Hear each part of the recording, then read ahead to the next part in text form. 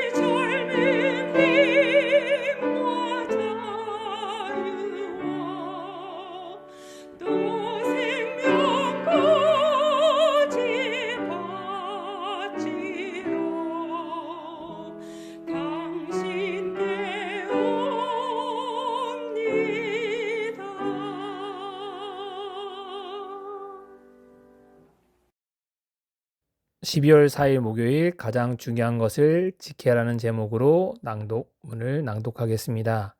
낭독하는 낭독자와 듣는 모든 이들이 이 말씀으로 은혜의 시간 될 수 있도록 하나님 은혜가 함께하여 주시기를 사랑이 많으신 예수 그리스도의 이름으로 간절히 기도합니다.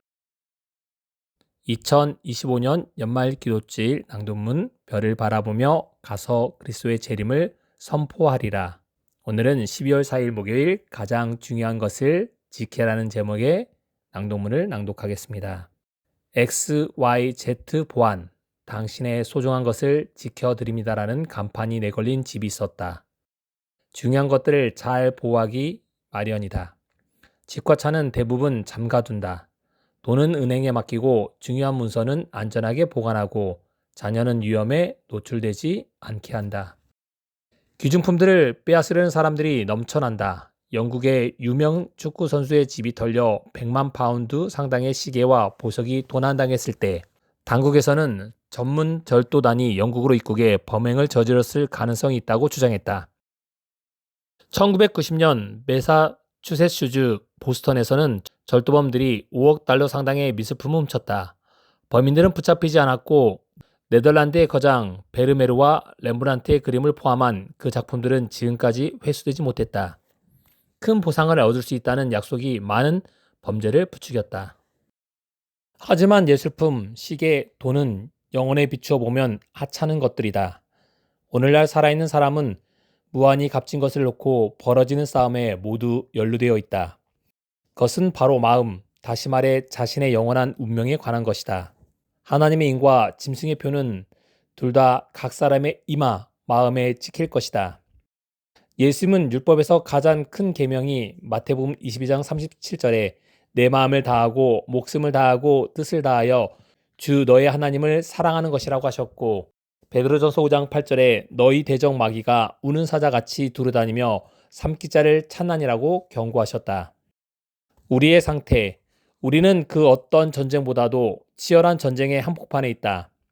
계시록 12장 17절에는 용이 여자에게 분노하여 돌아가서 그 여자의 남은 자손 곧 하나님의 계명과 예수의 증거를 가진 자들과 더불어 싸우려고 한다고 말한다.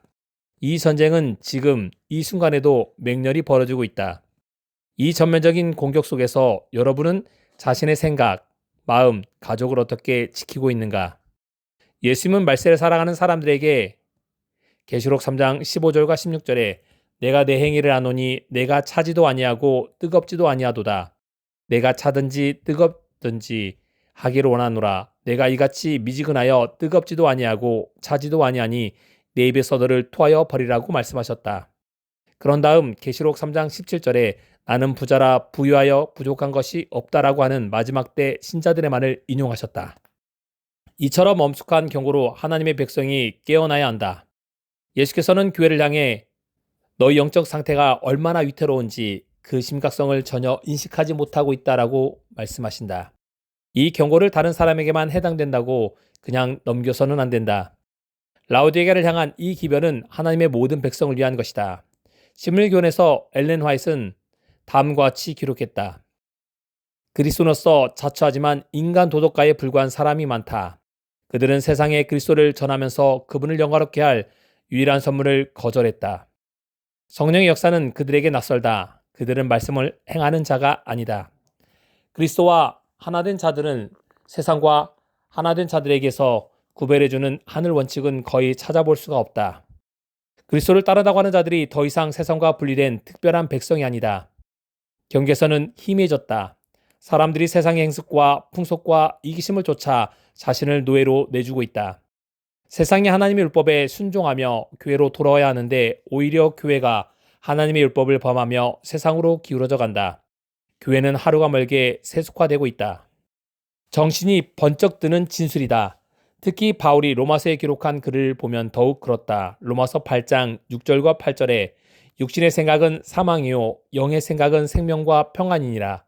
육신의 생각은 하나님과 원수가 되나니 이는 하나님의 법에 굴복하지 아니할 뿐 아니라 할 수도 없습니다. 육신에 있는 자들은 하나님을 기쁘시게 할 수 없느니라고 말한다.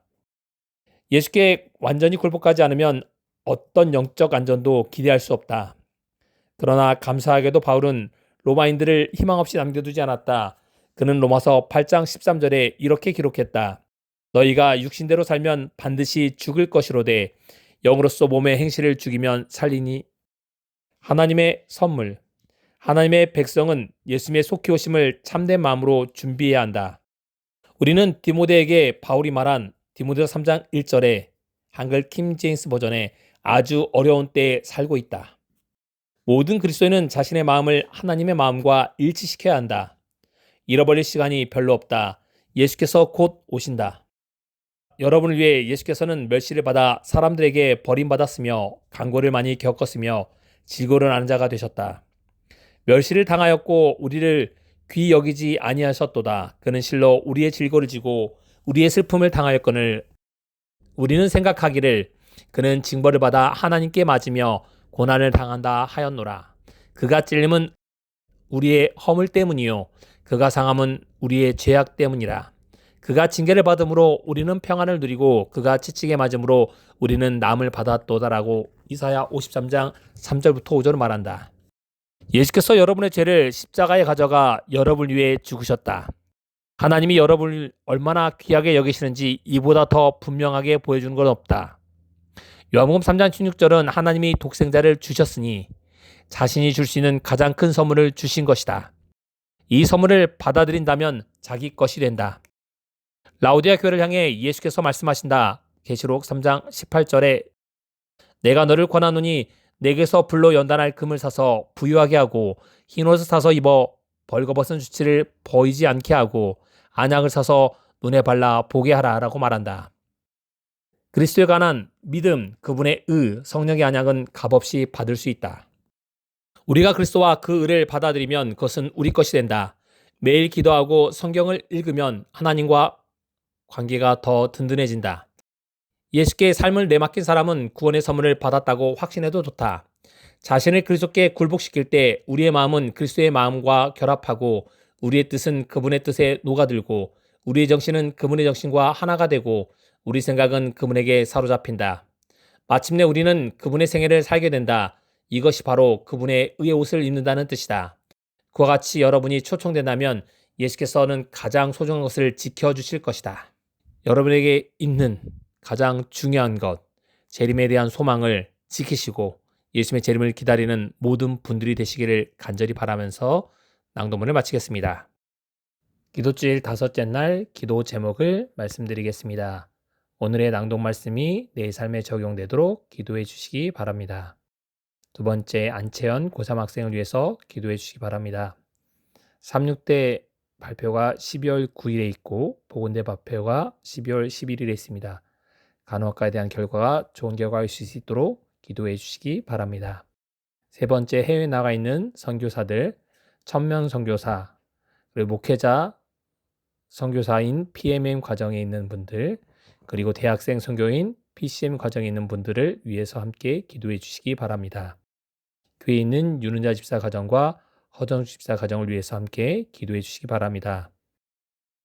어머님을 잃은 임명희 사모님의 가정을 위해서 그리고 유족들을 위해서 장례가 잘 치러질 수 있도록 하나님의 이루하심이 함께하도록 기도해 주시기 바랍니다. 마지막으로 개인이 가지고 계시는 기도 제목으로 음악이 마칠 때까지 기도하는 시간을 갖겠습니다.